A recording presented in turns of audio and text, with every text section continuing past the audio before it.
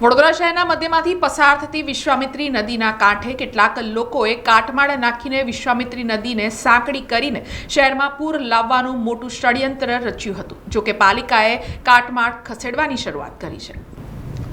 વડોદરા શહેરના મધ્યમાંથી પસાર થતી વિશ્વામિત્રી નદીના કાંઠે કાટમાળ નાખવા, નદી પરના દબાણો સહિતના અનેક વિષયોને લઈને નદી એકવાર ચોમાસામાં રૌદ્ર સ્વરૂપ ધારણ કરી લે છે અને વડોદરામાં પૂરની સ્થિતિનું નિર્માણ થાય છે.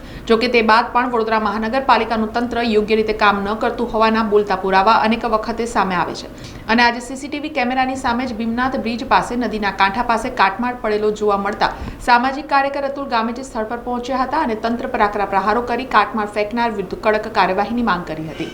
વડોદરા શહેરનો આ કાલાઘોડાની પાછળનો ભાગ છે. એસએસજીની પાછળનો મુખ્ય રોડ છે. બાજુમાં વિશ્વામિત્રી નદી આવેલી છે. આ નદીની પાછળ રાજ્ય સરકારે 1200 કરોડ રૂપિયાની મંજૂરી આપી છે. વડોદરા મહાનગરપાલિકા હજુ સુધી 200 કરોડ રૂપિયા ખર્ચ્યા છે. બીજો ખર્ચો કરવાનો બાકી છે અને નદીને પહોળી સુંદર બનાવવાનું આયોજન છે. બીજી બાજુ જે રીતના વિશ્વામિત્રી નદીના કિનારાઓ કાટમાળ નાખ્યો છે, તો આ કોઈ કન્સ્ટ્રક્શન સાઇડવાળા જ કોન્ટ્રાક્ટરે નાખ્યો હશે.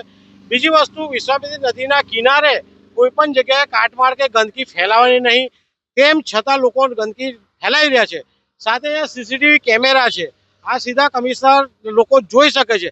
તેમ છતાં વડોદરા શહેરની પવિત્ર વિશ્વામિત્રીના નદીના કિનારે 8 થી 10 જગ્યાએ આવો કાટમાળ નાખવામાં આવ્યો છે.